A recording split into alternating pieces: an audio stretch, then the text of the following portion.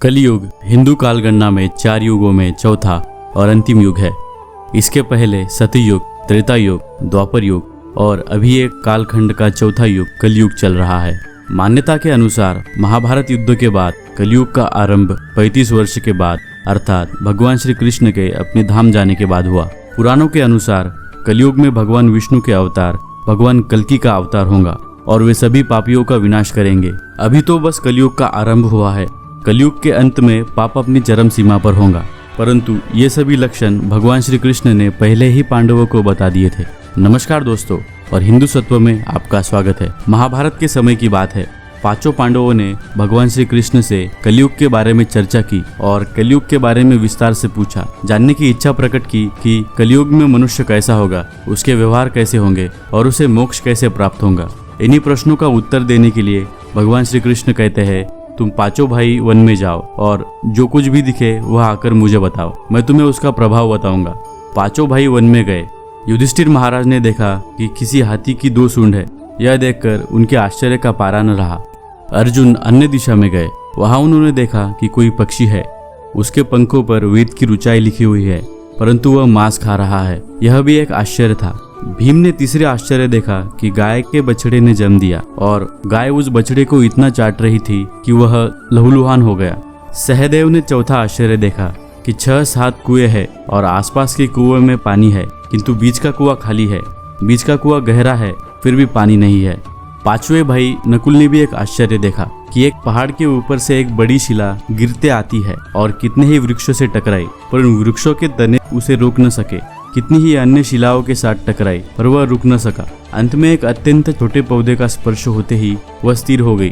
5 भाइयों के आश्चर्य का कोई पारा नहीं रहा। शाम को वो श्री कृष्ण के पास गए और अपने अलग अलग दृश्यों का वर्णन किया। युधिष्ठिर की बात सुनकर भगवान श्री कृष्ण ने कहा, कलियुग में ऐसे लोगों का राज्य होगा जो दोनों ओर से शोषण करेंगे, बोलेंगे कुछ और करेंगे कुछ। ऐसे लोगों का राज्य होगा, इससे तुम पहले राज्य कर लो।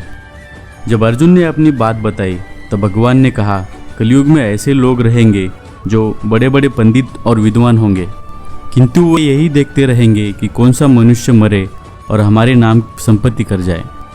हर जाति धर्म के प्रमुख पद पर बैठे विचार करेंगे कि कब किसका श्राद्ध है। चाहे कितने ही बड़े लोग होंगे, किंतु उनकी दृष्टि तो धन के ऊपर ही रहेगी।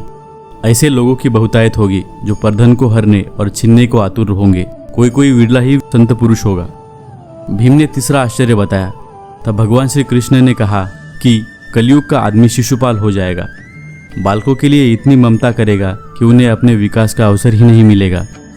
किसी का बेटा घर छोड़कर साधु बनेगा तो हजारों व्यक्ति दर्शन करेंगे, किंतु यदि अपना ही बेटा साधु बनता होगा तो रोएंगे कि मेरे बेटे का क्या होगा। इतनी सारी ममता होगी कि उसे मोहमाया और परिवार में बांध कर रखेंगे और उसका जीवन वही खत्म हो जाएगा। सहदेव ने चौथा आश्चर्य बताया।